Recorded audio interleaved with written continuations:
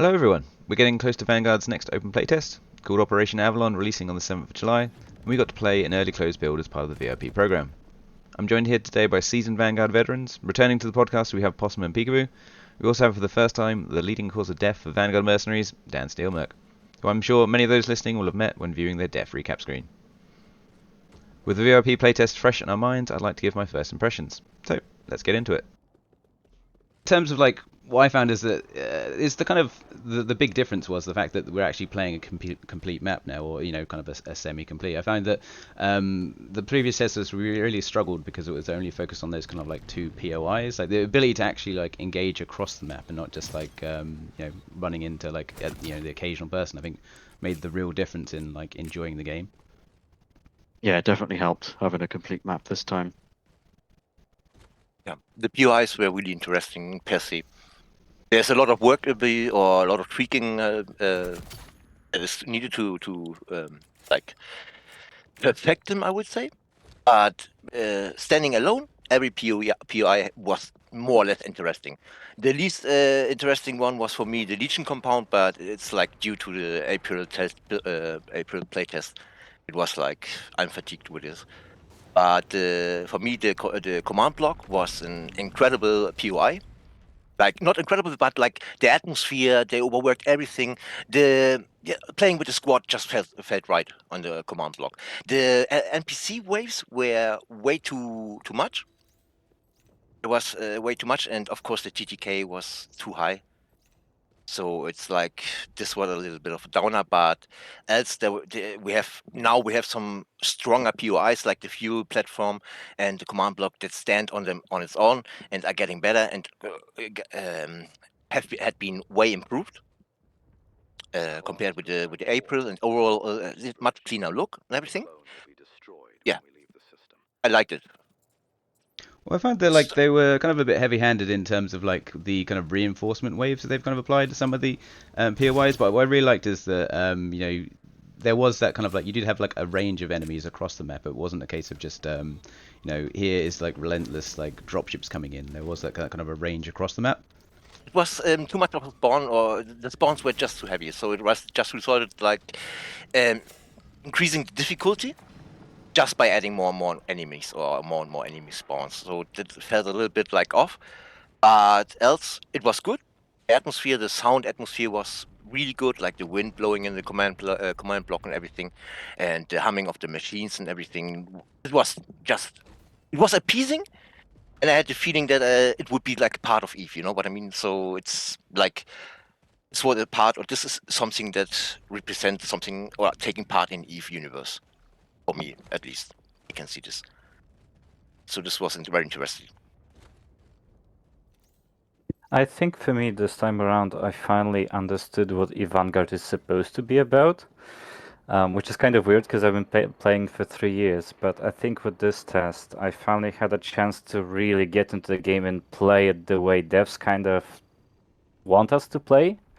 Because I always felt like I was playing the game wrong and I didn't have as much fun. This time around, I think I finally found what that game is supposed to be like for me. And running the tower with Peekaboo was just the most fun I had in Vanguard since I've started playing it in First Strike. Yeah. So I think the map is interesting, but I think the map needs a lot more testing because for all of us here, the issue is that we've been playing the earlier versions, which were pretty bad. It would be good to see some fresh eyes on the full complete map because I mean the Legion compound, it kind of gets boring after a while once you run it in those previous tests. I don't think that's the best way to view the game through the lens of the earlier tests, which I don't think were supposed to happen. I don't think we should have had to play these builds. This actually feels good to play. And I think that's been the one thing I've heard across all of those people I spoke to during the test is that the game feels good to play now. Now, whether the game is good, it's completely different, but the game itself felt good to play. There weren't as many game-breaking bugs, the movement was solid, shooting was solid, and the map was finally complete. So I think that was the highlight for me. Now the game feels like a game. Yeah, I mean, I definitely agree with that in terms of like it's definitely that kind of that fun with friends category. It's like it's it has that loop, you can kind of play it and like have fun. Yeah, just kind of exploring the map. Like my point is as well that in terms of like having that kind of fleshed out map means that it's kind of at this point you've got this kind of discovery side of things. But I want to see how they kind of take it, whether they do this kind of like procedural generation and do as much kind of map, create new maps as many possible. How are they're going to keep people engaged, once they've kind of passed that initial discovery phase. Yeah, it'd be interesting to see how what the feedback is like for Avalon come to next month. Just because just how radically different the messaging they got after Nemesis. I'm not sure how useful the VIP feedback was during Nemesis, to be honest. Maybe because of reasons like Possum mentioned, where there wasn't really a kind of a loop. It was they tried to make one of the expeditions, but it was still pretty much like, oh, just do what you want. You got this big map, do what you want. Whereas this now, the map is telling you where things are constantly, and they're quite close by and sort of stuff like that. So well, it'd be interesting. I'm looking forward to how the feedback is received. Yeah, it's definitely a tighter gameplay experience in terms of like you know what the loop is, you know what the kind of like the goal is on the ground. And I think as well having it over 2 weeks, I think is well timed in terms of like there's enough content to keep you entertained, but longer at this stage may be like a difficult to kind of retain that player interest. Yeah, and the timing as well. Like July, I think that's normally a good time for people compared to September we had it last time. I think compared to the previous test, this test is going to be quite good for CCP to get the feedback on what they've been working on for the past few months. And if it's good, then they can just add more of that stuff, which hopefully, at least for me, like what I've played was pretty fun. If they add more of it, I think I could have a really enjoyable game long term out of this. Just add suit fittings and vehicles, and I don't need to play anything else, besides GTA 6 obviously, but I think if they were to get some good feedback and people get excited for them, it should be quite easy for them to just expand that, right? To just add a whole bunch of stuff, which wouldn't be as risky, They don't need to prototype so many things now. I mean, we've played prototypes. We told them what we think about them, so now they have this like full library of things to go back to and just take them into the new tests if they are good enough, or just scrap some stuff. I think this experience that's being built now will have to be now thoroughly tested by a whole bunch of new people, those that have never played Vanguard in the past, just so CCP has, or Fenris Creations now, has an idea of where to go with this game. But if this gets well received next month, I think the November update will be much bigger in terms of content, because from the discussions I had at FanFest, it seems like the team is now locking down on what they want to do with this game, and for them, its development time is going just down and down and down, because now they know what they need to do, instead of just throwing a bunch of prototypes for the next test and going through the whole feedback loop all over again every like 3 to 6 weeks at a time. So yeah, it will be interesting to see where they take this now. But if it's good, then I think it will be quite easy to just see a whole bunch of content in the next tests. I think the hardest part for me is that in terms of like they've just kind of released this. We've had this VIP playtest to kind of mid-June, and that's kind of the first time we've actually played this map, with like more than just the 2 POIs. So I think the challenge they're facing at the moment is that balance. It's like they may have playtested it as this kind of small Monday group that they do in FC, but they haven't had that kind of like wider player kind of interaction. So like that's the challenge I find, that how are the NPCs going to be balanced? Are the location's going to be balanced in terms of like with other players, because where we're at the moment on the screen, this is kind of the dig site, and it is the easiest place to get caught by other players because you're like the most exposed. So it's kind of like seeing how that kind of PvE mix hits without that kind of like extensive testing, really. I think our previous feedback still applies to this map, where it feels too gamified. But we'll see.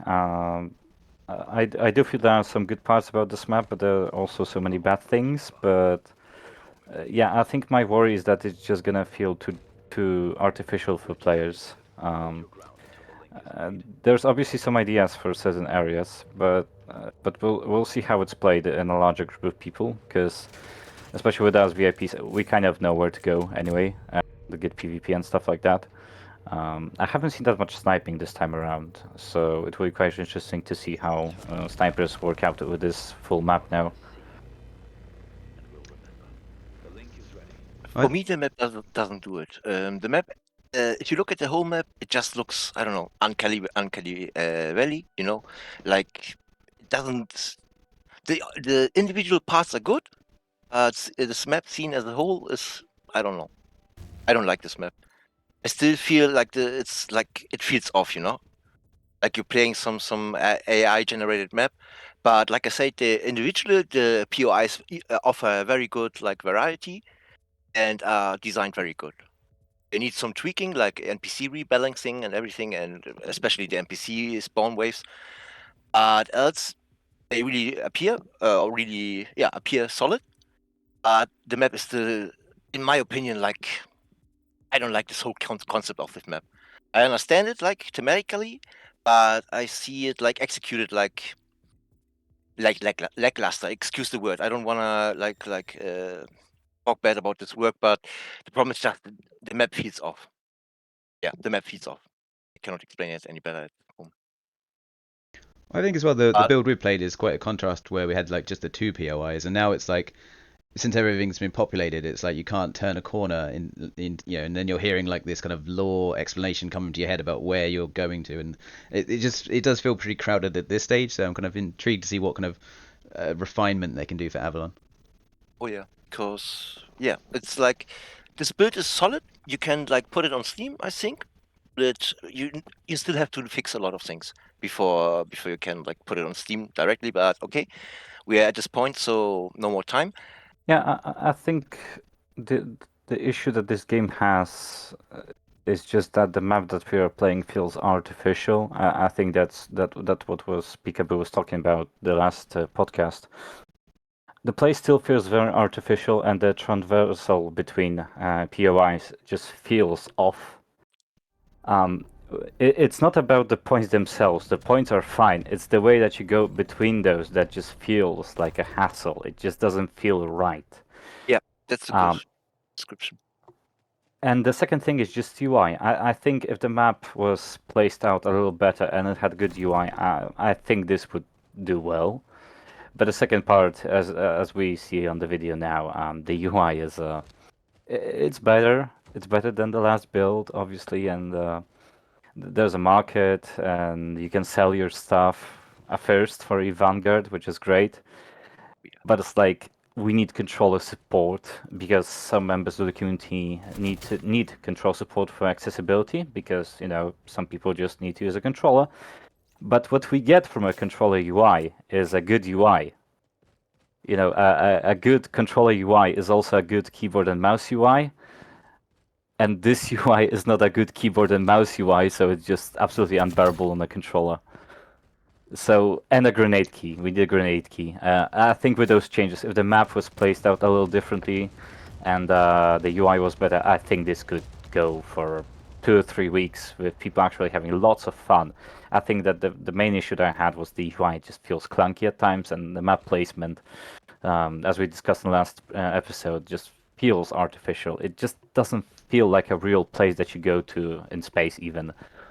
I think these were the two main things I had about this build that I left with at the end of the test.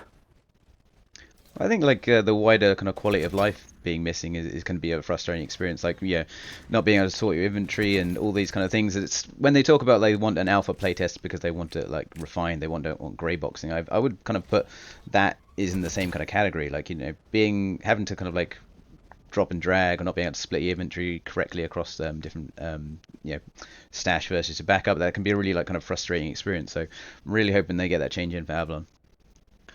Well, I think as well, now we can kind of go through the kind of the weapons they've put in as well. So we've had a different iteration of what was kind of the sniper rifle before. They're calling it a DMR, so it has a kind of charge up shot and a single shot as well. I think I found myself using the charge up significantly, but that comes with an overheat. I think Dan, you were saying that you preferred just kind of the single pulse with it. Yeah, I find the charge to be a waste of time. It's unless you were like really consistent with your shots, you're always better off just using the semi-auto. And for that reason alone, I think they should split the weapon like they did with the shotgun. There should be a charge up or semi-auto, not both. I feel like it's too powerful to have both. Yeah, I mean at this stage it's kind of a longer range like scrambler rifle, but like not as kind of like good in kind of close quarters. So, like I said, I found myself using the charge up shot mainly, but that's because it's against NPCs, and I found them to be quite static in this build. If the charge was a lot longer, like I didn't play much Dust, but I did play with the scrambler rifle briefly. The charge was quite long on that, wasn't it? It was a lot longer than this gun, I'm pretty sure. Yeah, the big difference was for the scrambler and dust you could hold the charge, so you didn't need to. It didn't just fire off after a while. Yeah, maybe if they made the charge longer, then it'd be fine. But I think the easiest solution is just to split it. It's doing too much, I think, and it was the best gun in the playtest. I didn't get to play with the the special variants that were locked behind expeditions, but I've seen videos, and I think like the beam version was again very powerful. Yeah, I've got my hands on the beam kind of very briefly, and it was good fun to use, but yeah, I'm not sure kind of the power rating. When I tried it was quite actually late at night, so sadly I didn't get to run into too many players. But I think that's another point as well in terms of like the build we've got now, or I think what's going to be the intent for Avalon is that you actually be able to buy weapons. So the main kind of core is you do these expeditions to get blueprints, and that's how you kind of like make them kind of on the cheap basis. But for the first time you can actually buy the base variant, so you're not kind of like gear locked behind completing an expedition before you can run the better weapons, as it were. Yeah, I did appreciate that because I'm not. I didn't even do expeditions this test because I have no interest of. I feel like they're kind of boring. They're just go from one point to the other and the other and then extract. Is just, I don't know. That's it's not what I play games for. Maybe some people do, but not me. But I Credit think where credit's due. The fact that we can buy weapons now is actually our feedback being taken into the game. I remember many discussions in the VIP channels about obtaining weapons, and I think that was the theme that was shared all across those discussions, that we need to be able to acquire weapons, not just through expeditions, but through different means. And that means for the first time I actually ran with the sniper rifle and the SMG both at once, and yeah, that was really fun. Expeditions, as Dan said, can be quite boring at times. Especially since when you do an expedition and you have a mission, you can only do one of them. So you deploy, do one mission, then you have to extract, then you have to deploy, do one mission, then you have to extract, and then, and the missions take like 2 or 3 minutes per match. So you end up wasting quite a lot of time there with the expeditions. So now the fact that you can just sell some stuff and grab a sniper rifle, I think is a good change. And also the thing that was fixed with this build is the ammo balance for those weapons. So the sniper rifle ammunition is quite common now, so you don't have to run through the map and like find a single crate. Now there's plenty of ammo for all guns, so that will improve the experience as well. Because I didn't hear you guys run out of ammo this time around. So Yes, if I can go on a bit of a tangent about ammo, it's that first test where there was like no ammo, it's terrible, and I feel like they've put too much ammo now. But I feel like if they reduce it again, we're just gonna have a repeat of that first test, and it's just saying to me that this whole thing, oh, you need to craft your ammo, and stuff like that, it's just not working out. It's like they need to just go with a more traditional system, like bring back nano hives or something like that, and have a weapon or deployables or anything. It's just, I don't know, this whole ammo crafting thing feels like a relic of a game that Vanguard was trying to be before, and it's not anymore. I think What part you of the guys think problem is about that? just the big difference between if you're engaging in NPCs or not. There's a solo player kind of like hunting other other players. I just have a glut of ammo. I'm not using very much of it at all. But if I'm doing one of the POIs, I'm going through the compound. That is like an absolute ton of ammo that I'm burning through. So that's the difficult problem they've got to solve. Because I found as well when I was running a squad. That's when I was like struggled to get ammo. But it's that kind of that difference between like kind of solo players that have a glut of it. And against NPCs versus yeah, like say if you're kind of running the POs, that's when you challenge. I think it's interesting you guys mention ammo crafting, because for this build I haven't crafted a single piece of ammo, and I never run out of ammunition for any of the guns I used. Exactly. Sorry, Possum, but yeah, that's. I was going to say that as well. I don't think I even put a crafter on my armor at all. I never even interacted with that system because you didn't have to. It just feels redundant now. There's plenty of it in the map. Maybe that's a problem. I don't think it is personally, except for maybe some of the deployables. But I'll get onto that later if we get around to it.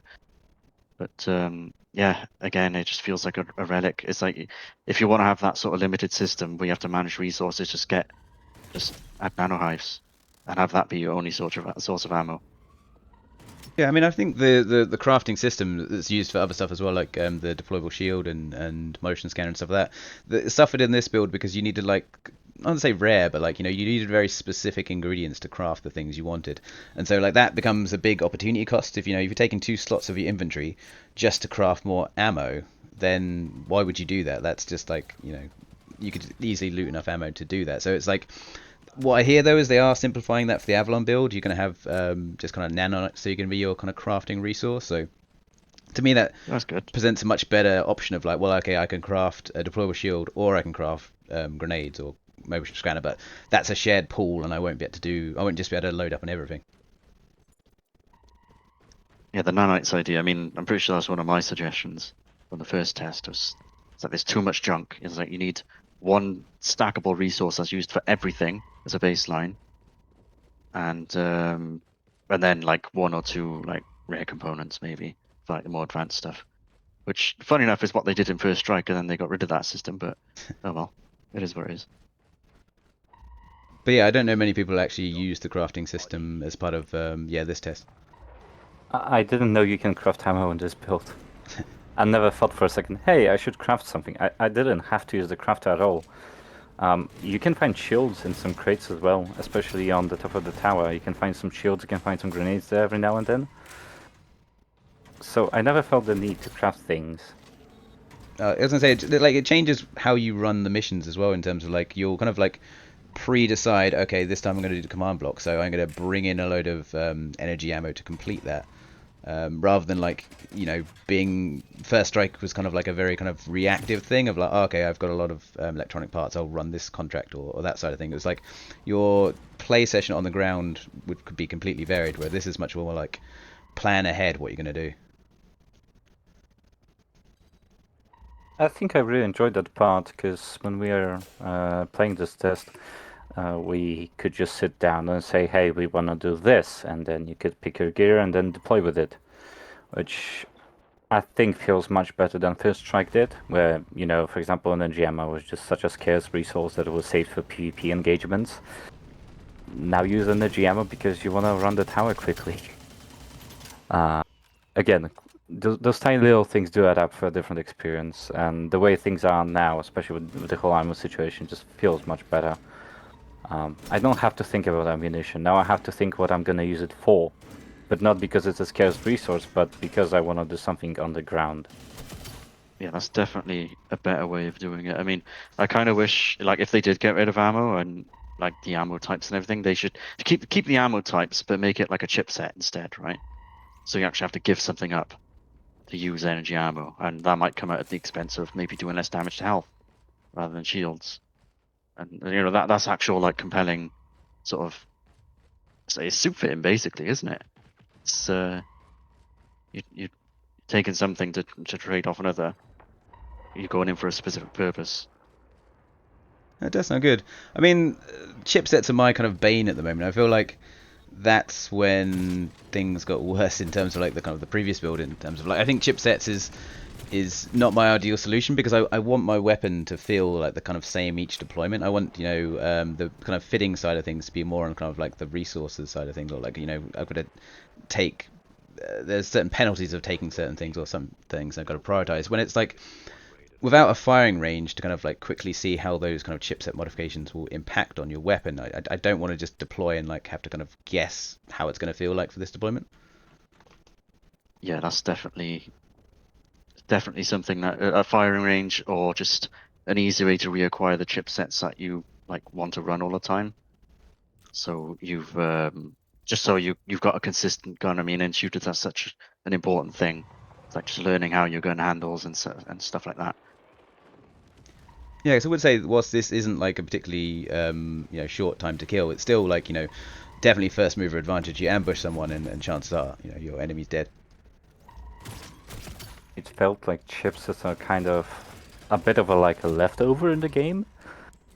They don't feel like part of the experience now, in some weird sense. I mean, they do drop on the map, you can still get them, but like the scarcity behind them.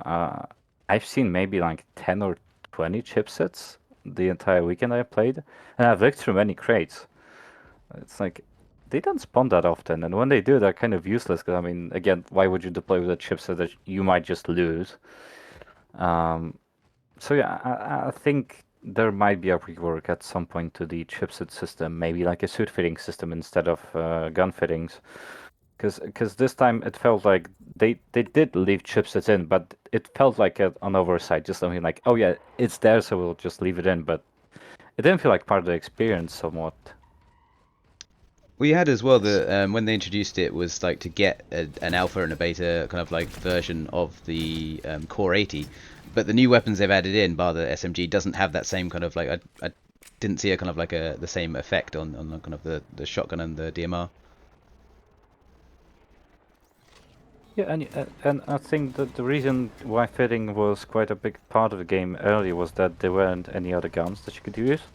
So, you could like hack your Core 80 into something that it's not supposed to be.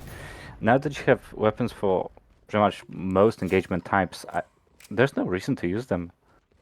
If I want a long-range gun, I'll just use the DMR instead. And there are some DMR-specific chipsets, but I haven't seen that many of them. So, again, I'm not gonna fit a gun. I'm just gonna pick a better gun for the job I'm doing.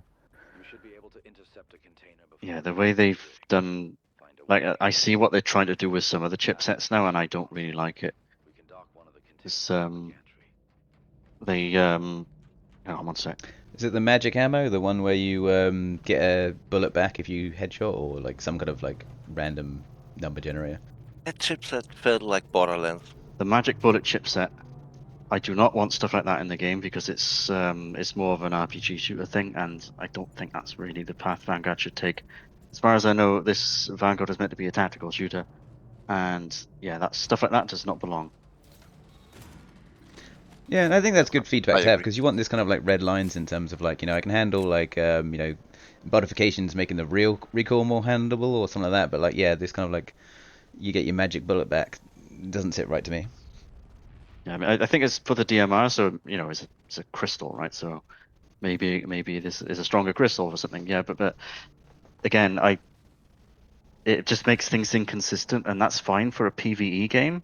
Like if Vanguard was like a purely PvE game, no problem, that's fine. That's kind of what you expect. But when you're adding stuff like that to PvP, it just no. Like, Yeah. please don't do that stuff. I think it just feels like a prototype that somehow slipped into the game. It doesn't feel like part of the game, if you think about it. The thing that we've been playing, like magic bullets, like, no, not really. It just doesn't feel like the game that we're playing.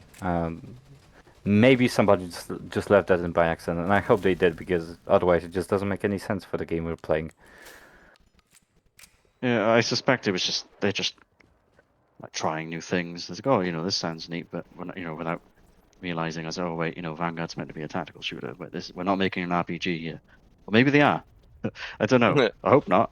It's action adventure. Yeah, I mean, I find that they've not given themselves many levers to change the weapon in terms of like they seemingly don't want to touch damage or like kind of range. So they're sticking with like kind of stability and recoil and stuff like that. But to me, it's not a huge like they kind of put themselves in a problem if you're given like a suboptimal weapon feel that you're meant to make better with chipsets. Well, then most people's introduction to that gun is going to be rubbish because they're going to use like the base when they first get it. But then again, with this test, the SMG feels like a proper first gun that you use. You don't really have to work on your first gun, do you? I mean, you upgrade into something else as the time goes on. Again, with the SMG, with the ammo situation, which is much better now. I mean, you have so much ammunition, you're not gonna run out if you look through crates every now and then. Now, this makes all enemies bullet sponges, which, Oh yeah. I mean, we can have a discussion all night about bullet sponges, but regardless of that, the SMG feels balanced enough by being quite bad, by just having so much ammunition that you never run out of it. And then again, why would you put chipsets into a gun that's just useless half the time? I mean, it can deal damage, you know, you can do stuff with it, but like, why would you put chipsets inside of that gun when, you know, you can just grab a sniper rifle and fit that one out? And there's no chipset for DMR. I mean, there's some random ones I've seen, but again, why would you fit the SMG where it's just a default starter gun? You're not making it any better. I did like the performance of the SMG, except, well, I guess like their kind of reasoning that it's an SMG is that there's the complete damage fall off. You know, at range you're not doing kind of any, or barely any damage at all. And I do think they need a kind of a better way of communicating that, because you just think like, well, you know, I'm hitting it. Why is the shield or why is the health bar not going down? Yeah, I think there's quite a lot of things in the game that aren't explained right away for the players. Yeah. Which is the same issue Dust and Eve always had, which is you start playing the game and you don't really understand half the things until you start playing it with others, or somehow figure it out on your own. Which hopefully it's something that they can fix. Maybe not with a document that you have to download on your computer and read through like 40 pages of stuff, like they did in the past. Maybe let's go past that for alpha, but yeah, I think there's just so many things inside the game that aren't explained well. And again, as a veteran, I didn't know you can craft ammo in this build. I thought that was just removed. Well, I find as well there's lots of like kind of changes in terms of that weren't explained, you know, like kind of like the changes to like biomass healing and that side of things. So I'm really hoping they do put some kind of like new player experience in the actual game client itself. I think the NPCs this build got their AI revamped again, because I've seen quite a few times where the NPCs would sort of react in an unexpected way, especially when you play the earlier builds where NPCs would just start chasing you right away. I've seen that some would like try to duck for cover, some would like, you know, just decide that they're gonna try to get you no matter what, and they'll run with you like half across the map till you shot them down. And the other times I've seen like a sniper kind of like think for a second when you started shooting at him, like as if he's trying to like locate where you are. Those little things did add up to the NPCs feeling much more real. Sadly, it didn't work out in the tower, because the NPCs there felt a little weird at times, but yeah, running across the map when you see like one or two NPCs, those engagements felt a bit more real in some weird sense. I still find the NPCs like that's the challenge. Like FC, CTB are not great at the PvE side of content. It's never been their kind of like particularly their strong point. So what I find is that the NPCs that kind of take me out of the experience. Like it's just again, like we talked about the kind of the map and how kind of close things are together. What I don't like is, you know, you have NPCs chasing you from one region of the map to the next region of the map, and that doesn't affect the new part of the map you got into at all. There's no like kind of like, okay, you're effectively like flagged up as a you know, wanted status or something like that, and like Morty's Legion are actively hunting you. It's like, no, these very specific guys are after you, and you know, if you kill them, it's fine, it's no problem. You're not going to like trigger any further, you know, escalation where you're going to move to. Yeah, it feels very video gamey. It's like, you know, this one, you know, like these Mordu guys, they're meant to be like an elite sort of mercenary unit, right? Known cluster wide, and apparently two squads can't communicate with each other. It's like, oh, this specific Vanguard is kicking our ass. Maybe we should, you know, shoot him on sight rather than just wait for him to shoot us. Sounds like a plan. Well, I find as well when you do have those kind of snipers like in like kind of tactical spots, like, you know, they've got good visibility. Like I would like to see them being the bridge between POIs. So like, you know, if those guys are still up, then that kind of enables that communication, and you know, you're going to get targeted a lot more. You know, you can have that kind of like cross POI kind of hunting versus like it gives you a reason to take them out, and then that's you making noise, and that's you being like kind of you know, potentially vulnerable to PvP because you're kind of like weighing the pros and cons of you know, having to deal with enemies.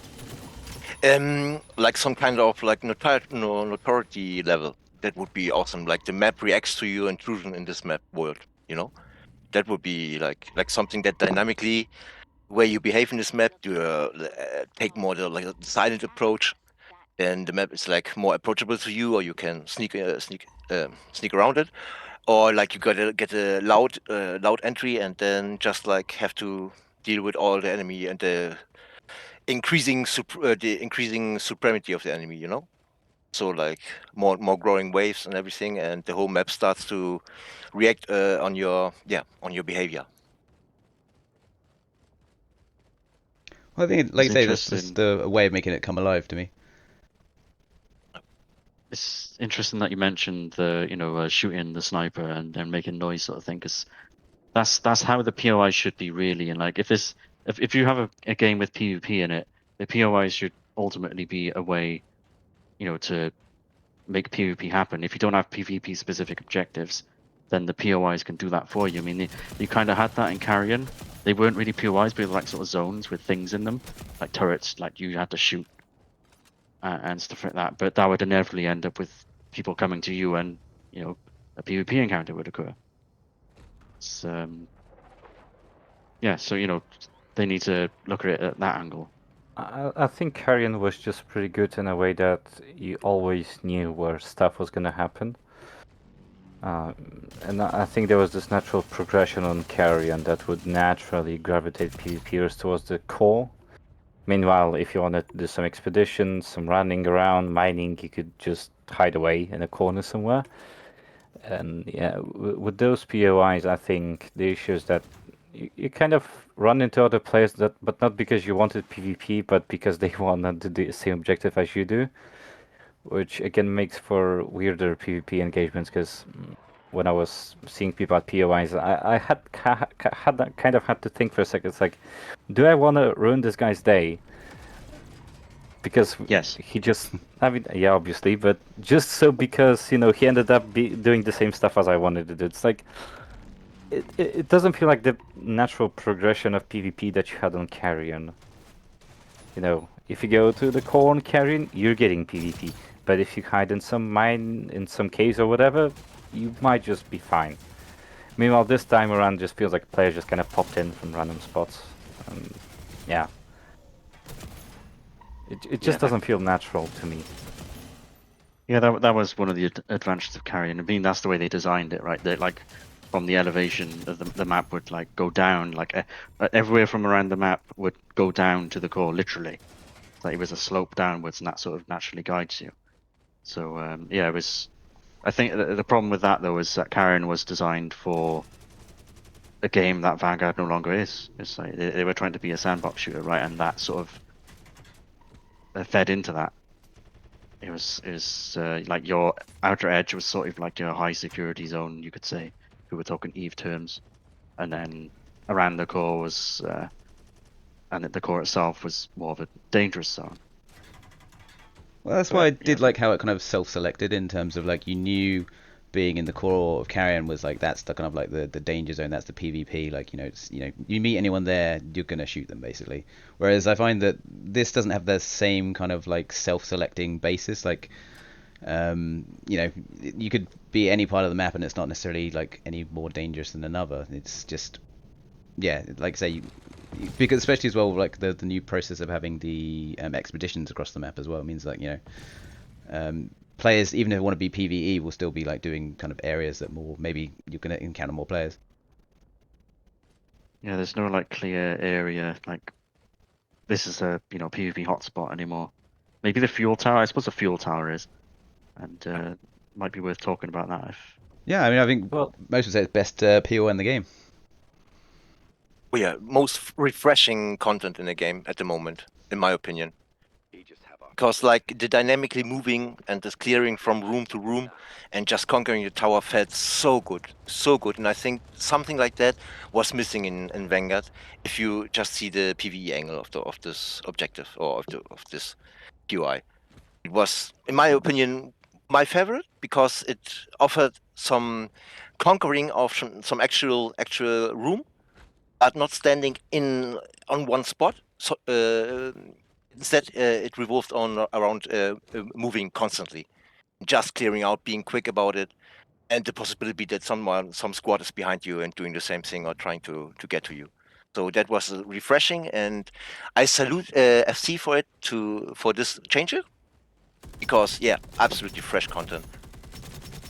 I loved it. Yeah, what I hated was the thing that were some expeditions that were so tedious to do solo, and that was another thing.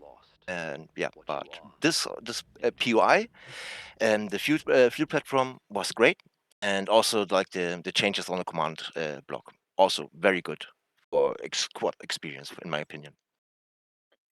I think the tower is the best part of Vanguard that ever released, which feels weird to say it because we've only played like the almost finished version of it.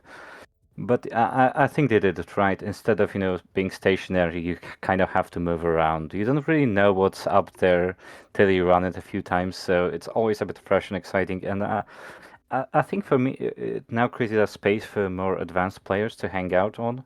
Because now that we've played the game for a bit, we don't need to do the 30th Legion compound tonight. We can do the fuel tower a few times, and the people that we're going to meet on the fuel tower are advanced players. You don't see newbies run up there because they don't know how to get there yet, because you obviously need to find a code for it.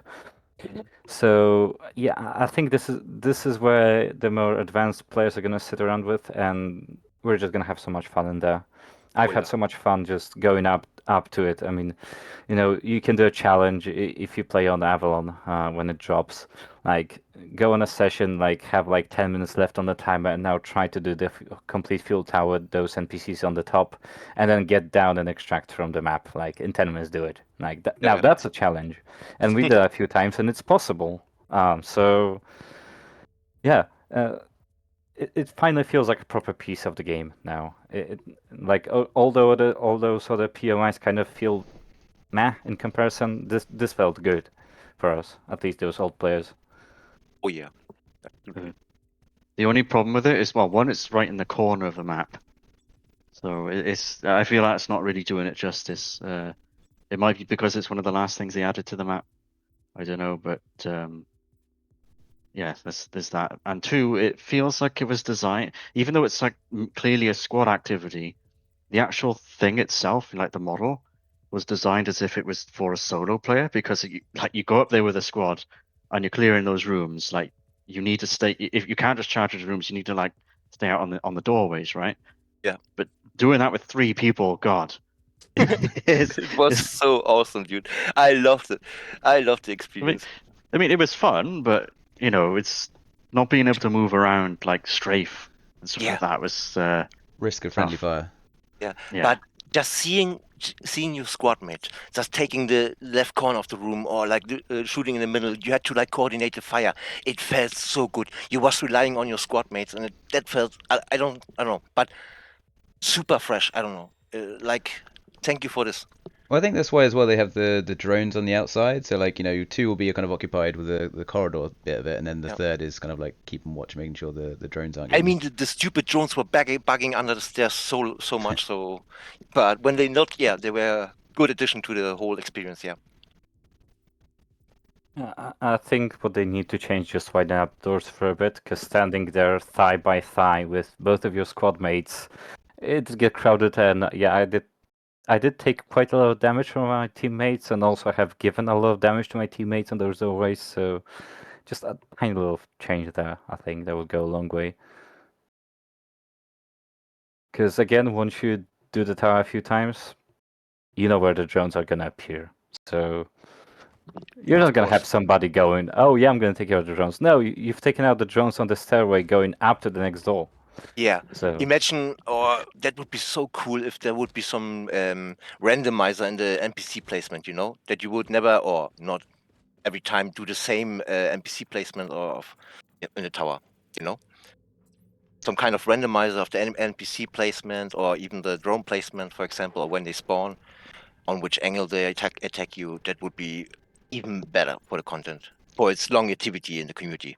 Well, when they have more variety of NPCs as well, I think that will help in terms of like you're not just going to have like the Mordius Legion, like base soldier with a load of grenades kind of thing. You'll get that kind of range of equipment they're using. And I remember talking with another player, I think it was Kane Carnifex, and we was talking about like this whole section in the tower, inside the tower, when you climbed up the stairs and everything. Imagine it would be like just a random part of a spaceship that you would infiltrating with your squad. It would be so amazing seeing such a map, map design. That felt something where I would look forward to seeing such a map design as a chip, even if it doesn't make any sense, but just as a placeholder, just to test out things. FC go for it, in my opinion. yeah, I think with the tower, what they proved is that close quarters combat in Vanguard can absolutely work, just not against other players, because then you start knifing people left and right, and then it just becomes an average evening inside of London at 2 p.m. So, yeah, I think using guns in close quarters was pretty good, and yeah, a map taking part in like some spaceship inside of space that would work. And we've seen it happen in Project Nova already, so plenty of inspiration, I think, to take away from that one.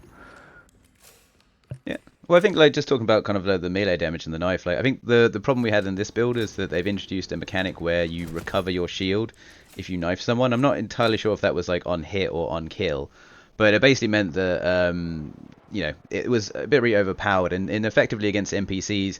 You could be the Doom guy just running in there, smashing them, rechain your shield, and then do that again and do that again, and like you kind of like can chain these hits. So I think hopefully that will be toned down for the Avalon build because with shotguns being a thing, you'd hope that would be like the king of close quarter combat, but it was just running up and punching a guy from the front really that did it, or knifing them. Yeah, that's like the healing thing as well as the damage it does. That's like primary weapon tier. It's like that's like Dust Nova knives, right? They were like a primary weapon, and you charge them up, and I don't know if they gave you health back, but that sounds like something that could be a suit model. So there's finish that in the future, but as something that everyone has baseline, no, it's just too much. And any like close quarters fights, just like shotgun is pointless because you can just run up and knife them. Like SMG is pointless. Why bother going for headshots when you just run up to them and knife them? It's yeah. Again, it's like one of the biggest problems with this test was the balance, and I get that's not really their focus. There's no point focusing on balance when the game isn't out yet. But yeah, I feel like that might be something that people struggle with come to July. Well, my hope is that after they do the Avalon, they do have like kind of these kind of consistent playtests, like if it's kind of closed VIP side of things, but where they do really thrash out these balance issues, because we've had situations with like melee and like obviously with the kind of deployable shield not basically being touched for a while now, so it's like kind of like the lack of kind of consistent playtesting of a decent number of players means that these issues are not being resolved. Yeah, the shield especially is. Now there's so many of them on the map, if you're fighting someone at range, it basically devolves into who deploys the shield first or who has the most shields, and it's stuff like that like really starts to break the game down. And I think stuff like that will become more apparent as the test goes on. It's like we only had a weekend to do it, but those sort of things came up early because VIPs have played the game before, they know what to expect, but. As that you might find that as a developing meta come next month. Yeah, I don't think I would appreciate the meta of putting down a bubble and then just knifing once somebody gets too close to it. Yeah. That's how it felt like this test. Like, put down a bubble, if he gets too close, knife. It's like, no, I have a gun to shoot. It's like, no. That's the meta, and yeah, I had to do that myself because everybody else was doing it, and it's pretty highly effective. Because again, if you can recharge your shield by using your knife, then I mean, no gun can do that. So Well, there are lots of potential options they could choose as well. But I mean, one of the things I'd like is if, like, if you're knifing someone from the front, that basically just deals less damage, and if you knife them in the back, it's just kind of like the difference of like sneaking up on someone versus just running straight at them. Oh yeah, there should be like a benefit for using stealth in this game. Absolutely, especially if you run everything low solo, There should be some benefit in just approaching the whole situation like quietly and silent. I think if you're sneaky and then you sneak up on somebody and knife them out, I think you should be able to get a little shield boost. Just Yeah. so you always watch your back, because the play that knife to your guy, is now having his shield fully restored, and it's like, and he might be right behind you. So maybe they'll make players more aware of their surroundings at all times. I'm not I too feel like- sure, but I feel maybe. like it should be a chipset or some kind of program that you have to load up to be able to use. Or even just like having to equip a knife. Like at the moment, it's like you don't need to switch to a knife as well. You just do the melee and like you just get your knife out as well. So I think that an opportunity cost. Like at the moment, you can only run 2 weapons. So like, one of them being a knife, I think would be a decent balance option. I think what they could do is just bring back the old knife, because obviously the model has changed. Just bring back the old one as the stock weapon for everybody, and it's just an average melee option, the one that you had in Dust. But then if you want to equip a knife, then you get a proper one that, has some bonuses as a trade-off for taking up one of your gun slots. So looking on screen, we've just had like kind of one of the orbitals go down, or I think there was actually someone extracting. Like, how do you guys find that we start off like 5 or 6 extraction points and they all kind of like slowly go offline? Like, what was your kind of initial impressions about that, and certainly like kind of the orbital bombardment to get rid of them? The overall bombardment looks great. I cannot express how amazing it looks. Like I'm still a fan of the mobile extractions, the one you can craft, the extraction beacons, but for the harmonic bridges, it's okay. And that they like close down one or the other, it's okay. But there should be like more randomized closing down on the harmonic bridges. Yeah, I think that actually, I think CCBJS or Wonky like confirmed that actually is going to be in for the Avalon build, that kind of randomization, so it's not just like kind of the set order every time. Okay, that's cool, because then we only need like more game mechanics around the harmonic bridges to make them like tactical viable. Because at the moment it's just like get to the bridge, you be camped or nothing, and try to extract. You run a high chance to meet someone at the extraction harmonic bridge, and that's like, okay, that's it. I wish there would be more mechanics revolving around the harmonic bridges. Like if you're a sniper shooting at the panel that activates the harmonic bridge, for example, deactivates it. So the squad is like trapped for like 30 seconds, 20 seconds until you can reactivate the harmonic bridge. For example, just such small mechanics that would enhance the whole experience with the harmonic bridges. Because I'm still like of the opinion that you could use both the harmonic bridges for the extraction, for the faster extraction, and the mobile ones that you was able to craft for the like emergency extraction.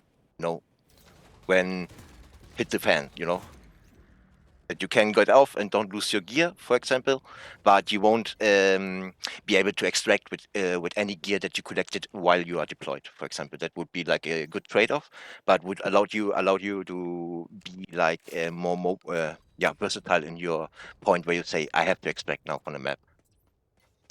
Yeah, I mean, because think some of the expeditions had your objective as actually extracting off the map, and so like a kind of an emergency extraction where it's like you don't need your loot, but you need to like get some data off. Using the beacon might be a good option. Yeah. Before you lose everything, like might as well like just back off and try again. Just as an option. Saw an interesting suggestion that like certain POI, for example, might let you extract like for completing it. Like say for example, you could escape on like an RDV instead. That would be pretty cool. Like just more methods to extract. So it's not just like the beacon, but it's your reward for completing this POI is that you can extract. And I'd say like even kind of like variations, like if you're at the top of the fuel tower, you call in an RDV or something like that to that effect, and then you basically just dump your inventory, so you're allowed to just stay on map But you've just completed that fuel tower. You've just got the loot. Do you want to stay on map? You might want to. And the ability to kind of keep basically just bank your stuff and then kind of keep playing. But it's not just a kind of a cheap way of doing it because you've actually done the valuable POI. Yeah, I don't think I would like to see anything else than that. Like, with this build, now that the cost per death is, much less tragic because, ammo's plentiful and you can just buy your own guns back. I don't think I would do it any other way. It's like complete the POI, then you can grab your stuff out. But I wouldn't do anything else. For example, mobile extraction beacons, I don't think they would work that well. Because at least with those uplinks now that we have on the map, those harmonic bridges, sorry, you do have hot zones for PvP. And, when you see that somebody is running to extract, then you can still grab their stuff. And I think I would like to keep that as in the gameplay, at least in some capacity, maybe on some certain maps. Because in the past, one of my feedback was that, it's like, I don't want to lose my stuff every single time I deploy or get unlucky. Now I feel like there should be a cost per dev that should be quite significant, and the only way to avoid it is maybe being able to dump like 4 items from your inventory.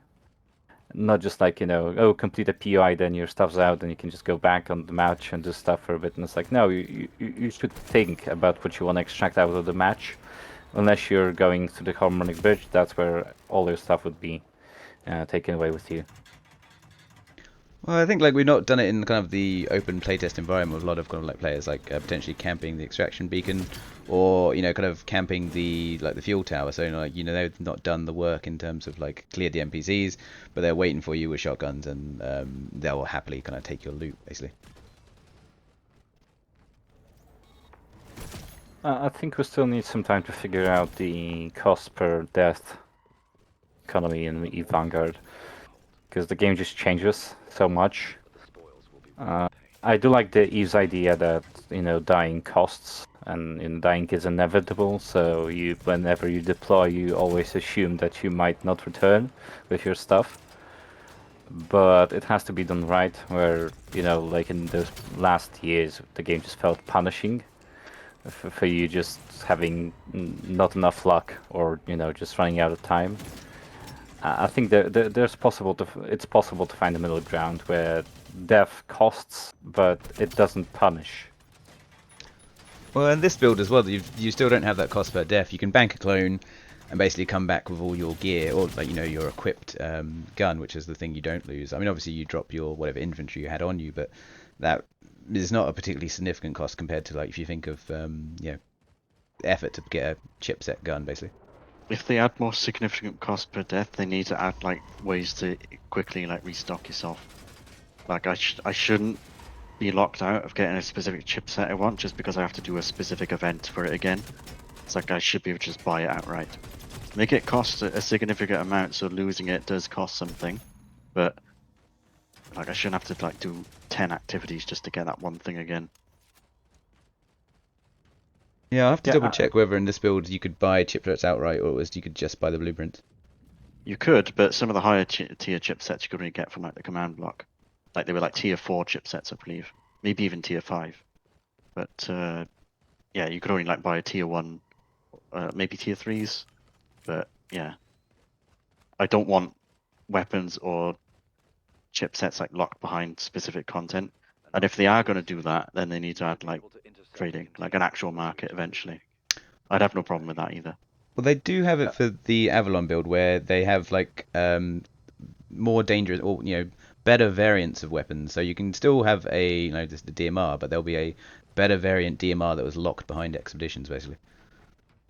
Could also implement something like an insurance system where you have the random chance to get parts of your gear back. If you cannot implement an economy full time. I'm not fan of a insurance system myself, but other games do it like that. So could be an insurance system based on your standing with the faction where you're doing the mission from, and yeah, based on your standing, you even could increase the chance to get your gear back or more parts of your gear. It should, in my opinion, and I'm sorry because hardcore extraction shooter fan or something. It should be a significant difference between day and night difference, having like loot that is easily acquirable and loot that is required to be grinded for. It should be, because in the end you will reap in the reward of using such gear compared to a player who hasn't the ability or doesn't want to use such gear. So you overcome your gear fear in this game. You should be rewarded for it. You know what I mean? You grinded for it. At the same time, I can understand you don't want to do like the Tarkov approach of doing this and doing hundreds of scuff runs to just find your good equipment, everything, or just to keep your level of equipment running. You know what I mean? Like, it's exaggeration, but yeah. But I think that it should be a consequent, or it should be a choice with consequent to deploy with higher end gear, and you should run the same consequences like basically in Eve, where once you undock, you should be prepared to lose it. Because in the end, for using it, you are just gaining all the advantages of using this equipment that is not easily approachable or not easily accessible like other players, So if you're doing it right, of course you will have the factor of just you will be killed by some noob in an unlucky movement. That's just extraction shooter, and this chance should exist in an extraction shooter. Like this, just because you're using high-end gear doesn't mean you are just basically like immortal. You have basically the same chance of running into unlucky run and being shot from behind or something else where you just couldn't perform. And that's like the essential thing I'm looking at, because Vanguard should have this consequence, or offering people to use high-end gear, but with the same consequences that you expect of like an universe attached to it, like EVE Online. I'd say, like, based on the POI we have, or based on the map we have, do you think there are reasons to run better tier gear in like the current setup? No, at the moment, no. I'm looking forward when there's like more hardcore PvP, more like people engaging in like just in this friendly banter and competition, and just running and just hunting each other. So then better gear will be like essential. For your PvE, you might do it with a basic gear or like small additions or small attachments like chipsets and everything. But the more interesting it will become when later on, when there's like more competition or something with new players and everything, and new faces, and people start becoming more and more aggressive, right, because they have more abilities to use or more tactical approaches to engage in combat in Vanguard. I think one of the small things that they could do is adjust the NPCs based on who they are fighting up against and whether they are in a squad or solo. Maybe like a hidden security status where, inside of Eve, there's certain technology that allows you to discover who's the other war clone, right? We've had that in Dust with scanners, and obviously when you aim down sights, you could see the player name. Maybe Mordus Legion could reuse that technology, and hey, if they see Dan Steelmerc approaching, they're going to start shooting right away, and they're going to spawn in more waves that are way more aggressive just because Dan's a known player. And then, when, a newbie shows up, then, those NPCs would be like, well, we don't know who that guy is. Maybe he's not going to attack us straight away. So, those attacks would begin only when you cross certain places on maps, certain POIs, instead of, just being all out aggressive. Because I think that the game still just misses quite a lot of that PvE variety other games have. There's many ways to do it, but I feel like this time around they just solved it by just throwing way more NPCs at players, and that's just simply not fun long term. Yeah, I'm hoping that's more of a short-term thing that they just do not have time to develop more NPC types at the moment, so they're just relying on that crutch of just spawn more of them. But what you're essentially asking for is a reputation system, and I think I've always wanted something like that. Like I think the very first strike tests were the NPCs were kind of neutral. They would only shoot at you if you like shot at them. Like I think it was actually a bug, but it was funny. Like they would walk up to you with like their weapon, and they would like sort of like shake their head. But I think that wasn't actually like coded. That was a bug, as far as I know. But I thought that was pretty cool. Like they were hazards, right? You didn't want to engage them because it would make noise, but they wouldn't shoot you unless you engage them. I think that's the big difference in design philosophy. In the First Strike build, they were, like you say, an environmental hazard. They weren't kind of your key objectives. You had your kind of contracts to complete, and they were an obstacle for them in terms of like, sometimes you need the resources, sometimes you needed like to clear them out of the way so you could like complete the objective. But like that was the kind of the risk in terms of like alerting your presence to other players. That was kind of like the loop that worked for that build. I don't think that Mordus Legion's elite soldiers that are deployed on the map would point their finger at you and start wiggling around and just say, haha, you're not supposed to be here. Because, you know, Yeah. you know where you are, right? You've deployed into an Apple facility that's been taken over by Mordus Legion. So you should expect getting shot at in the face, but I think, just because you just started playing the game, I don't think you should be having the full force of Mordus Legion thrown at your face. And again, just because you're in a squad of 3 people, maybe those guys should start attacking you guys just because they can somehow detect that you're together some way or another. Maybe some snipers on the lookout that, hey, can see there's 3 guys approaching us, so they're together, shoot at them much harder than that single player that just began playing. Just so there's that variety, because again, those NPCs can be much more fun. They just need some polish and a few more variants as well. Sadly, we've lost the militia types. I'm not sure they're coming back, but the militia was quite varied, and I quite liked them. Maybe something like that could make a return. At least having some NPCs throw like 30 grenades at your face was at least somewhat fun. I do miss that. Well, I find that what I liked about the Solstice build as well, you could have those 3-way fights going on in terms of like you'd have the militia engaging the upboy NPCs, and then obviously you'll get involved as well, and it's like, again, it makes the kind of world a bit more dynamic, a bit more kind of like come alive. Yeah, I think what was happening is that more the militia, they would like somehow team up together against the player instead of everybody shooting one another. They would like sort of team up against you. That was kind of cool. So in terms of like, if we're kind of like talking kind of player reputation and being able to kind of like at the moment, you don't know who someone is until you kill them or you get them on prox chat. So now that we can kind of see these kind of MCC health bars, would you like the same kind of effect applied to players where you can see their health bar and like kind of ADSing, you can see their name? Oh no. Don't give me any like. There could be like, yeah, okay, like even if you have a special chipset or something, like, yeah, maybe, yeah, but don't give me any indication what other player it is. I think that's the most fun. Just shooting everything, like, don't have any clue what kind of player it is, just finding it out and just like exchanging like fire.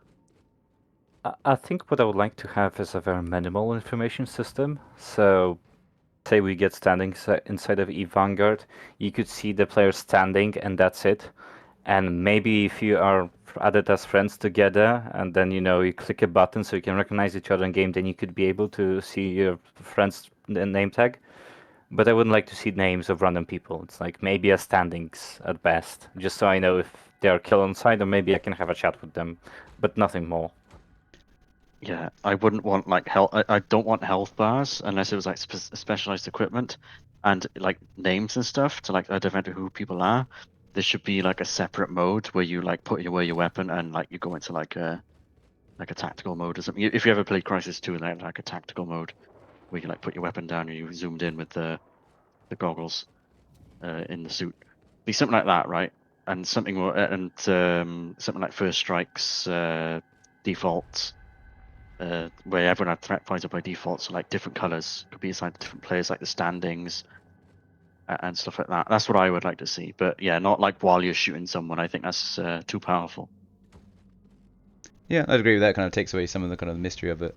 I would like to see though more information at the kind of the end of match screen. So like at that, that you get to see what players you did engage with. You didn't know at the time, but like you could have like killed someone and didn't get to loot them, and like being able to see at the end of the match, who you actually interacted with, I think would be actually a fun feature.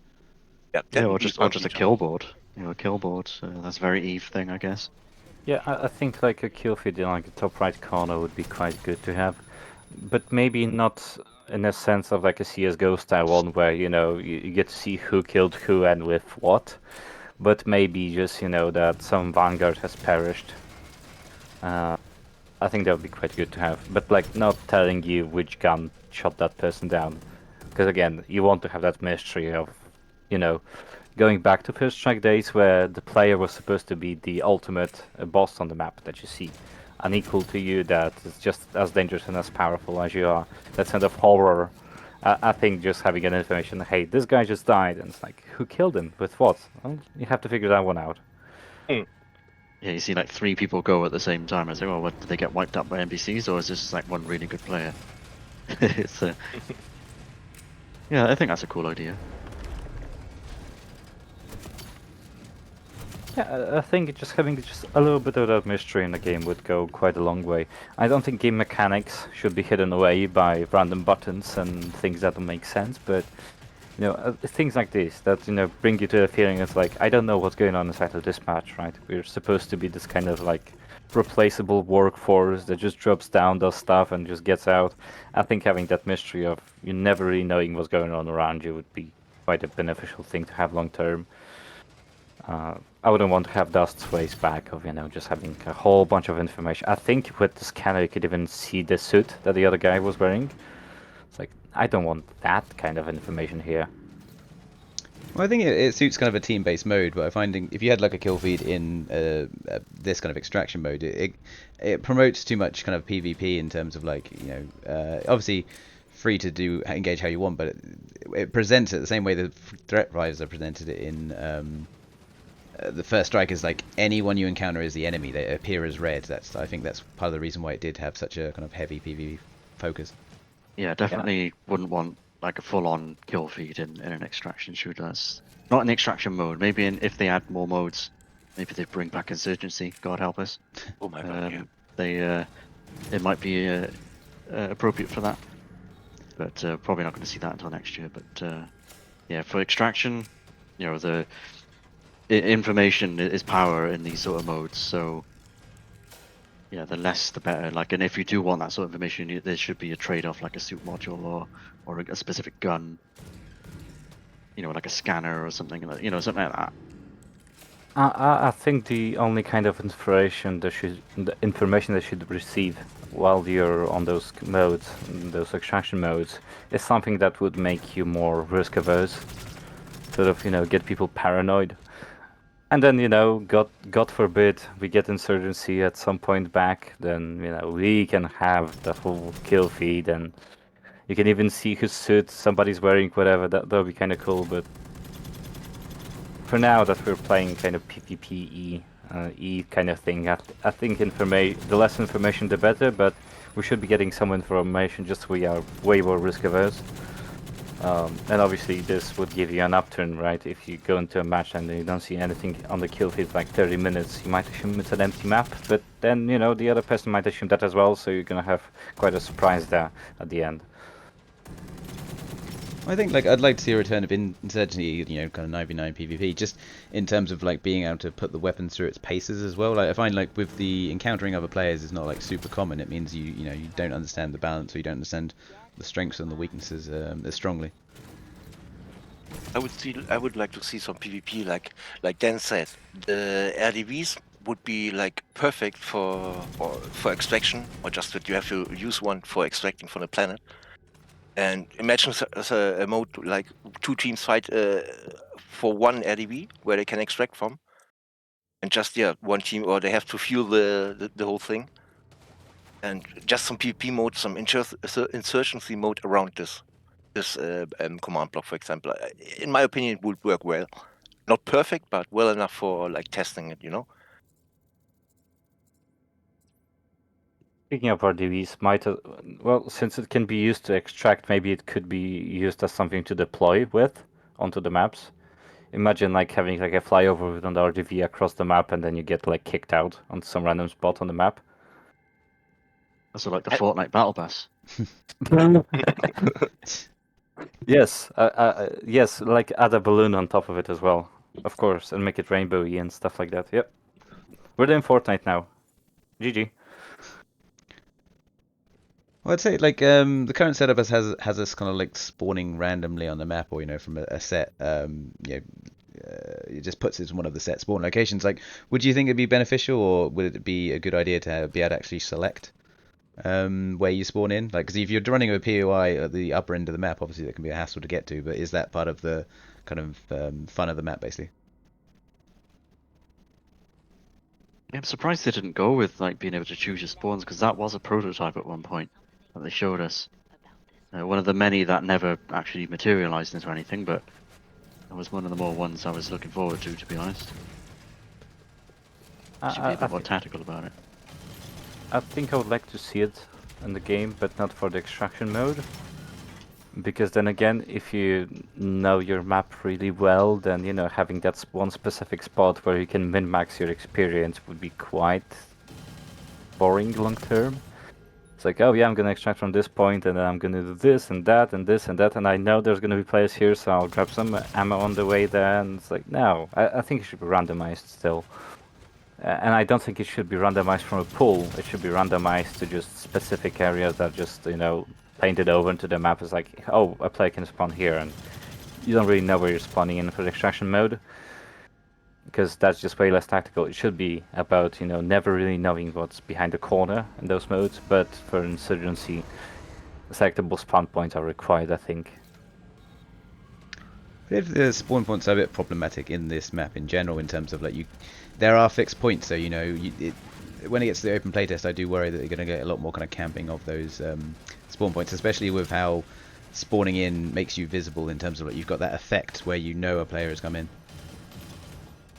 Yeah, you can see that from quite far away, because I think actually earlier in the video here, we were doing the Mordus POI, and then I saw someone like spawn. Like they were a decent ways away, and yeah, that gave him away. I wanted to just add for you, when I talked about the uncanny valley on the map. For example, the coffins were back, but they were the solstice coffins, the ones that you just like opened up with a mining tool and then had to wait for the code to reveal. And they were so randomly placed on the map that it added to I don't know, to the artificial feel of this overall artificial feel of the map, in my opinion. Yeah, I think with that one, because they met the art pass, because they hit that kind of like alpha art style, they're good quality assets. Maybe that's why they're a bit too keen to bring them back in. But it doesn't make sense that you've got these kind of crash pods kind of strewn around. Maybe if they were kind of like more focused in the wreckage that we can see on map, that would be a kind of a better application. I think with this build we had as well, they're kind of like bugged in terms of like the content in them, so I didn't really run them much. The content was broken. Yeah, the content was no loot. I think again, like the issue this map has is not the points; it's how they are placed together. Absolutely. Also, the map feels, on one hand, it does feel quite empty in some areas, especially when traveling around POIs, but on the other, it just feels too crowded. Like, you don't have enough room to breathe, and, those comms that you get on the right-hand side of your screen, it's like some dude is like, oh, the garden watches, oh, the garden saw you. It's like, yeah, cool, but, like, I've heard that 20 seconds ago, can you shut up? Yeah. I think the problem is, like you say, because it's so crowded, those voiceover lines just kind of trigger too quickly, or you're not exactly sure what they're referring to, because like you just moved about 20 paces, to your left, and then suddenly there's a kind of a new, like, is it mine a new POI, or is it like a terminal or something you're referring to? Like what kind of, yeah, like I say, it's just a bit too crowded in that aspect. A way home if you need it. That does raise another good point as well, in terms of like, I think a lot of the lore kind of detail I like as part of like kind of an out of match side of things, like that kind of the voiceover lines giving you the background. But when I'm in match and I'm playing an extraction shooter that requires me to kind of pay attention to my surroundings, like look out for other players, I would prefer kind of like more simplified language, like this is how this is the extraction point, activate the terminal to get outside of things, or this is a great looting spot, go loot, kind of that kind of like more simplistic language to suit the attention you need to give the surroundings. Mark well this location. We built Avalon one raid after raid. I mean, it's a great English lesson. If your English is quite terrible, you're gonna learn quite a lot of English. But no, yeah, those communications should be way shorter and just like, if you hear something, it should be very meaningful, instead of, you know, the garden watching you. It's like, what is a garden and why is it watching me and why did it notice me extract? It's like, no, like, I want some mystery, not confusion. It's like the Jove and Eve. The reason why Jove are so mysterious and like feel so powerful is because there isn't much known about them. There's some parts of it are wide openly known in the universe, but like a lot of things are just unknown. And here, when you hear voice lines every like 2 minutes about something, it's like, no, there's no mystery. It's just clutter. It's just audio clutter. And I think as well, like with this playtest being, you know, the idea is you want to that CTP or FC are trying to introduce new players into the world, into like kind of New Eden. So like again, that kind of simplistic language is really what you want. Kind of you don't want to be focusing on too much kind of like detail as we're at this stage. So I think, and again, good to have like an outer match, kind of the world building side of things. But like you know, when you really need to concentrate, it's just like kill that guy, hack that terminal, grab that loot. Yeah, but I do think there should be some of that stuff like left in, just so, you know, if you're interested in law, you should be getting some of those bits every now and then. It shouldn't be just like, oh, kill this guy. It's like every now and then, it's like maybe 2 or 3 POIs would have specific voice lines that would play for a bit, right as you would get like to the doors or like inside of them. Just so you have that some of that lore every now and then, but like not just complete silence, but also not the same time as we do, just specifically placed voice lines that would play every now and then. Maybe some would play at random, so you wouldn't really hear all of them when you would run a match. So some would play on this match, those ones would play on the other match, and those would only play when you have that specific gun on you, because reasons, whatever. Just so you know, that lore is always there, and you don't really know if you have heard everything about the game yet inside of it. I think like adding like aspects of that onto like a kind of a pre-deployment map though, like you know if you have you know you've got your map, you can kind of like can mouse over various parts of it, and that's when you do get those voiceover lines. That's where you do get kind of a short video of like kind of you know just giving you a brief overview of it. If like the idea is that, you know, these bridges, these kind of harmonic bridges are already down. This is kind of like an operation in progress. Like there's some kind of prep, you know, that kind of briefing of what you're going to encounter like on a very high level. I think would be a good spot for the world building. I think in CS:GO, back when they were doing some operations, there were some co-op missions. I think in Operation Wildfire, and when you were deploying with a helicopter, you would get like some lore dump as you would deploy into the map, and the helicopter ride would take you like 20 seconds. So it wasn't like a little time, but you have that like introduction to the world around you and hey, what's going on here, what you're supposed to do here. I think that would work with just the RDV. You got your battle bus back. Yeah, battle bus. Yeah, I really want a battle bus. I think just to kind of like close off, like one of the biggest bugs that I've encountered, or one of my biggest pet peeves that was not in this build, but I'm assured will be in the Avalon build, is that like at the moment there's no kind of end of match timer or the visibility of when a match is over. It's just that kind of like 5 minutes that goes into the right hand corner, or you know, middle of the screen, middle right of the screen. And I think that's been one of the biggest problems in terms of like, you know, CCP communicating that this is an extraction shooter with like a fixed time limit. You know, it's global, so you know you may turn up in the last 20 minutes or so, but that front and center communication for new players definitely as well. Like you need to get out and extract, otherwise all this kind of like play session you've had is going to be wasted because you'll take home nothing. I'm torn about it because at one point it's like there's urgency in it. Like you have to you have to extract on the right time, and it was not. There was this bug with this timer. Yeah, it displayed too late. But on the other side, you could still reach the harmonic bridge in like under 1 minute or a little bit over 1 minute, depending on your pace. So it was, yeah.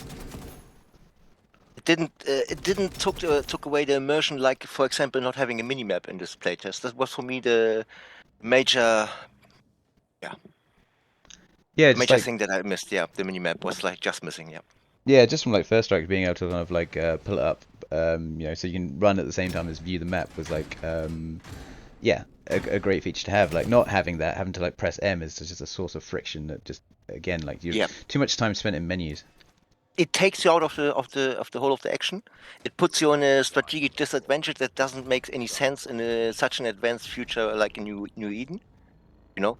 So I don't know. Like the minimap could be like more transparent or anything, or I don't know. But it was missing, and you felt it this way. This playtest, in my opinion. I think the thing for me that was kind of bad, although I don't have much bad to say about this game, is like the enemies on this map, especially outside of POIs, were kind of weird at times. They would like behave erratically, which, as I said in the like some time ago, which was a good thing sometimes, but it also sometimes would glitch out and just act weird, and then they would see like NPCs run around do nothing, or like chase you down for no reason as well. It would get quite weird at times with the NPC AI. Yeah, the NPC behaved like you had some trouble in a Turkish wedding sometimes, you know? Like they wouldn't stop chasing you with the whole gang, you know? It was really awkward. I remember the one time I accidentally aggroed the command block, and those guys followed me for absolutely ages. It's That's what I meant. You're like totally brawl. It just wanted some trouble. Well, you get to feel like Justin Bieber back in 2013, so Yeah. Yeah, but what I wanted to add to is like, which I failed to see is like the level of animation. Some of the animation and the reaction when you shoot the NPCs are quite good. They not always make sense, and not a death animation, the rectal animation, or the missing rectal animation, but how they react to, or how the level of animation has evolved. It was something that I failed to notice the last playtest, but I noticed this playtest. I don't know why, but very good.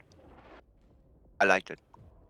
I think the one thing for me was that maybe it's due to the fact that we've been playing mostly against each other, but sometimes you would deploy into a match and see that you have like 10 minutes, 20 minutes left, so you couldn't do as much, so you kind of had to make a run for the thing you were trying to do this time around, which sometimes felt okay if you wanted to do something short and small, but sometimes you wanted to deploy just to have fun around, and you couldn't because you had to extract by the time you got up to speed with how the map's going. Hopefully the public test will solve that, because there's going to be way more matches going on. But yeah, that was one of the things I noticed, that it wasn't optimal to deploy into a match that's about to wrap up. I think like certain POIs require you to like start fairly early. Like the fuel tower is kind of gated in terms of like you can't start it, when the first map starts. But still, it's not something you want to try and aim to complete with like 10 minutes to go, basically, because the whole point is to get that loot, and to complete the mission and extract can be a challenge. But I find like in terms of the POIs, like how many of you guys managed it in a squad versus solo? I think I managed to complete the fuel tower solo, but not on my first attempt in terms of died horribly and then could kind of take it on by cheesing it. So what would you like? I say that the shift has been like in terms of like taking on POIs solo is not doable in kind of a live environment. I did the Legion compound solo, and oh my god, dude, I was so burnt out by it.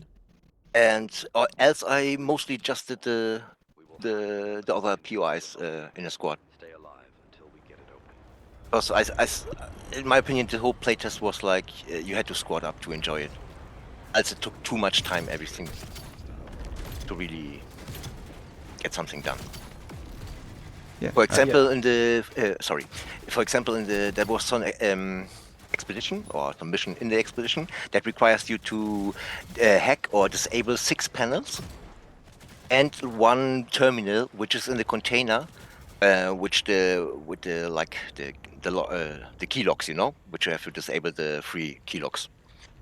And this took so much time with all the constant respawn and everything, and the respawns of the turrets and the NPCs and everything, and it just was too much, This was like just a difficult approach for a solo player, like add more enemies, and yeah, it was a chore rather than like a good experience in my opinion.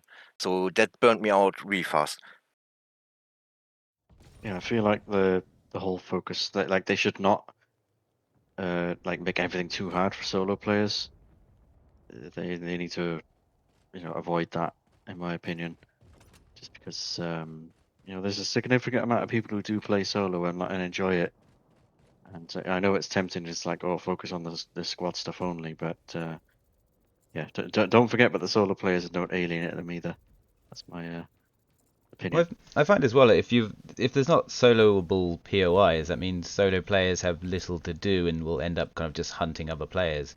So like, yeah, like you're kind of encouraging PvP, but then you've got to run into the problem of like the down but not out system, meaning that a squad can revive very quickly. You can take two guys out, but if that third guy kills you, then the squad basically just reforms near instantly with kind of minimal cost basically.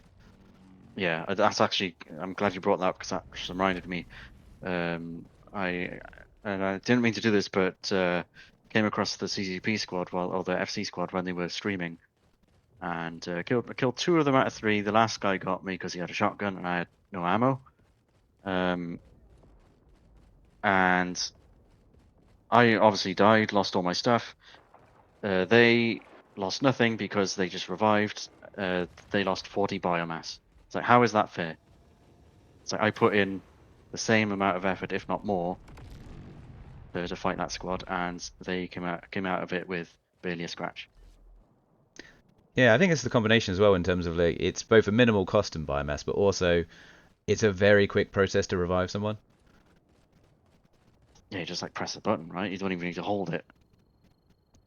Yeah, it's like super quick basically, and they're straight up. Not sure if they come up with shields or like or what. Haven't been revived too many times. I have to check what the footage is, but like certainly like pretty able to fight straight off. It's like I think you spawn with no shields, and you also spawn with like half health, but I think your shields regen instantly, and then you can just heal off the damage anyway. It's like it should at least cut your HP for a set amount of time or something like that. Like there should be an actual like downside to getting like killed effectively because your HP went to 0. It's like you should be punished by with that in some form. Yeah. I'd say like just whilst we're talking about it, because I've got the fuel tower run at the moment. Like what I like about the fuel tower as well is it gives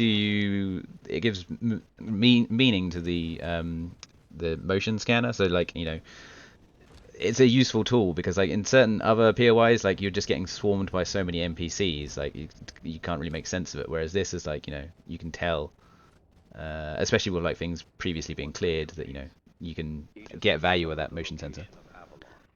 But I'm hoping as well, like we do get a less buggy build when it comes to the Avalon playtest. So encountering drones where like you shoot them, but the model still is there. I mean that's happened with like enemy Oh players my as god, well. this was so annoying. Yeah, Yeah, exactly. Such an annoying thing. Yeah. that was quite frequent. Yeah, especially on the tower because there's just so many of them. Like you see your teammate shooting something in the air. It's like, oh, it's obviously bugged on him. He's gone crazy again. Well, the thing is, well, like the drones, they'll still be showing the the red visual. They'll still be showing the the effect. So like you can't tell if it's just dead or not. It's just tricky. I like that part here. This part here would, in my opinion, work so well as a part of a spaceship. Just as a placeholder. Don't think if it makes any sense in the lore, okay, that's it. But this alone, this section, if CCP could randomize or just add on such sections, add some verticality in it, And I don't know, but this is the content that CCP needs to, if they are going for this PvE, like POI approach to everything, then this is like something they should be focusing on much, much more. Like this situation-based, this close quarter, Yeah, this I mean, kind of stuff. what I'm doing right now is I was wondering whether I should go on comms and just like try and prox chat the person, or whether I should just try and kill them. Because like I'm just trying to get to like the top to do the terminal, and I think this is actually Sam just trying to like glitch through the map as he always does. But I had a shotgun, so it seemed fair enough to take him on. But that was a close one. I think I've got a shotgun, but like I'm still preparing the knife. That's how like overpowered it is. Oh yeah, This body the knife push, was yeah. That's quite the ragdoll. You've broken his neck. Congratulations. Brutal. You will find supplies on this floor. This icon, this like on the left side, yeah, you notice. It's like this is the only icon. I like the approach to adding icons, or this approach of adding icons. I really do. But this icon, like there was too many times the same icon, with you know, too many different descriptions. It really was confusing. Yeah, This, then this icon, this is what you're highlighting right now there. All the Yeah, they junk need way items, more basically. items. This crane, this crane. I'd say as well, like with no option to, I didn't think you can view the blueprint crafting requirements or what the materials are. So you don't know what's actually a crafting material versus like what's just need to be sold versus like you know what's like in match crafting and other sides. So I think like you know that is one of the problems of like the current looting setup. This whole section felt so good. I don't know why. Yeah, I don't do well as a solo player. Yeah. I just wish there would be more some randomizing NPC placement and spawning. But yeah, I really liked it overall. I mean, of course, yeah. It's like new content. You of course like preferred, but this whole section felt right. Needs a lot of tweaking and everything, but overall I liked it. Yeah, like I did end up doing it. Like I died first when I tried this, but I did actually spin it up and cheese it a bit. It's just one of the things we kind of highlighted on the to CCP. Like one of the things they should change is the blue force field at the top, where like you can kind of just cheese it and slightly get your gun out, and then you're good to go. Reach the platform. We will hack the Nemesis. So it's in a bug report. I'm hoping they fix it. Stay alive until we get it open. I think this build had the most bugs we've ever reported, so hopefully it should be quite smooth next month. Yeah, that's the good thing. Like we did get quite a good turnout of like people reporting things, and like other than the like kind of duplication, the extraction beacons, I don't think there's anything particularly game breaking. They fixed the god mode bug now, so we need to fix the once you extract that your body still is on the harmonic bridge lootable, you know? Yeah. I mean, So like now it's like it's an easy way to duplicate. You can basically fill up your loadout, run like get to a match that's just started, extract, and then get back into that same match and just pick up all like a duplicate of all your stuff. Yeah. And that's like a problem when once you have a live economy. Now it's okay, yeah, but I fear that it gets overlooked or something, you know? That's my fear. Well, I think as well, going into this playtest, everyone's got to be aware that like you know your stuff is going to get wiped between this and when when the next build goes live. So this is me being Doom guy because it's just like ridiculous the amount of NPCs. Yeah, it was like the sniper, and then there was a fucking sniper on the rooftop, you know? It was like, what the fuck? I'm sorry. But I think I think it's a good review of what we've done of the kind of the map so far, of like the kind of the playtest, and I am looking forward to the build in that we get to see in Avalon in July. So like, guys, any kind of closing comments you want to do about how you feel about this build? It's good enough, or it's good to get the name out there during the playtest. I hope we find a lot of new faces that join us in the community, and yeah, I'm looking forward to it. But yeah, there has to be a lot more done till November, and I'm not sure that we will retain from the players that actually play this game a lot of players that will stay till November, you know. But else, I'm looking forward, and I salute FC for all the work they've done until now. I'm still bitter about Carrion and Solstice, so yeah. take my opinion on a new map with the bias I have with it. But yeah, I'm looking forward. I can't wait to see you all in July. Well, I think this is the best Vanguard I've ever played. For many years, I assumed that Vanguard would shape up into something that I wouldn't want to play at all. Because I played games like Arc Raiders or Marathon, and I didn't like those games at all. But this time, when I've sat down with the squad of 3 and we've played around for a bit, I've actually had so much fun. Like the game, as Peekaboo said, it's still not there yet in some places, and there still needs to be so much work done. The UI kind of sucks. The NPCs could have been better, the map could be less artificial, but what I played this time around was pretty fun. And while it's not gonna last, you wouldn't put this out for like a full release of the game, but just for the 2 weeks that we're gonna be playing this, I think it will be quite alright. And yeah, as somebody that hasn't really had much fun playing Vanguard in the past, I had quite a lot of fun playing this. So I just hope that this experience just becomes better in the future and we just have more of it. Because this was the best build I've played. And I've been playing since First Strike, so I've seen quite a lot of progress on this game done. This just feels more intentional, polished and thought out than anything else we've played. And if you look through the map, I don't think there's any placeholders. So that's a win.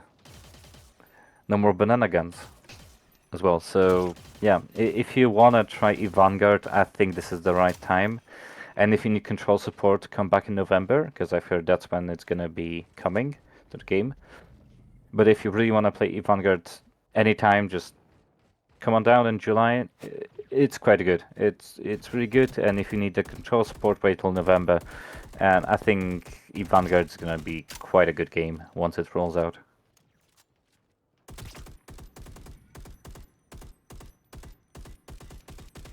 Yeah, nothing else from me really. It's echoing what the other guys just said. It's definitely in a better state now definitely better than Nemesis. I'll tell you that. Oh yeah, it's like this feels like an actual game now. Yeah. Well, I'd say what people think in July. I think it's the benefit the team have had of like having a clear direction where they know what game they're making now and they're gonna head straight in that direction. It makes the process, I think, a lot easier. I mean, I don't like the direction this game is going, with the focus on the wrong aspect of extraction and all the stuff. But yeah, like I said, I'm looking forward to play this in July and see it being fleshed out. And I hope that we get more more PvP modes once they have the time and the resources to do this. Yeah. But I think it's just driving from a direction that it could be aiming for. But I totally understand that the direction they're going through is necessary to just get it out there, So I can accept that. Well, there's still hope for Insurgency, I think. We'll have to check back in November, I guess. But, I think going back to Nemesis, compared to Nemesis, the name for my feedback thread for Nemesis was "Are we the Nemesis?" And Avalon is a complete 180 on that feedback post, I think. It just plays nice. Like at the end of the day, we can argue about those little things and how the game is supposed to progress, but the core of the game is now fun, which is new for us. Yep, it's fun to experience the game in a squad. Solo, at least this build, I'm not sure, but in a squad, it's absolute fun. Yeah, you can really enjoy your time here. Still miles away. And from look at Nemesis. this beautiful view. Oh yeah. I mean, it's still uncanny valley, but at least they really did this very good. Gotta get there before the clone death. But you know, there's no interior dampeners in this game. That is the problem. Yeah, I wanted the quick way down. Need a parachute next time, maybe. Well, guys, thanks again for coming on. I think that's been a good session. Like, we get to discuss, obviously, our thoughts about the latest build, and looking forward to Avalon. So, yeah, thanks again. Thank you. Yeah, play safe. Cheers.